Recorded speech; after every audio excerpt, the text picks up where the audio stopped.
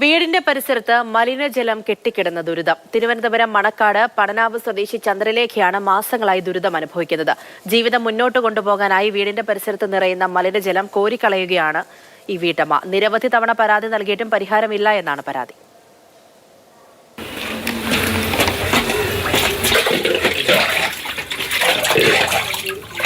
ഏഴു മാസമായി ചന്ദ്രലേഖയുടെ ജീവിതം തുടങ്ങുന്നതിങ്ങനെയാണ്.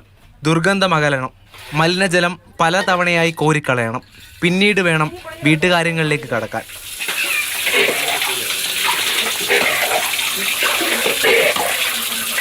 അടുക്കളയ്ക്ക് തൊട്ടു പിന്നിലാണ് മലിനജലം നിറഞ്ഞിരിക്കുന്നത്.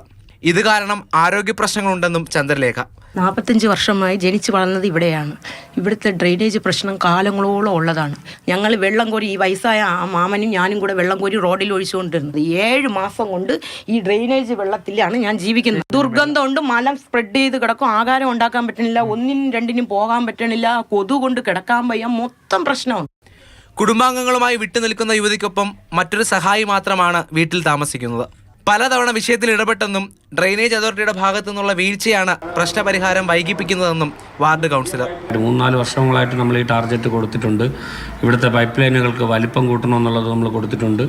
അപ്പോൾ അതുമായിട്ട് ബന്ധപ്പെട്ടവർ പറയുന്നത് ഫണ്ടില്ല, നമുക്ക് ഫണ്ട് വരുമ്പോൾ ചെയ്യാം എന്നാണ് ഇപ്പോൾ ഡ്രെയിനേജ് അതോറിറ്റിയിൽ നിന്ന് കിട്ടിയിട്ടുള്ളത്. വീടിന്റെ പരിസരത്ത് നിറയുന്ന മലിനജലം പൊതുവഴിയിലേക്ക് ഒഴുക്കി വിടേണ്ട ഗതികേടിലാണിവർ. മാതൃഭൂമി ന്യൂസ്, തിരുവനന്തപുരം.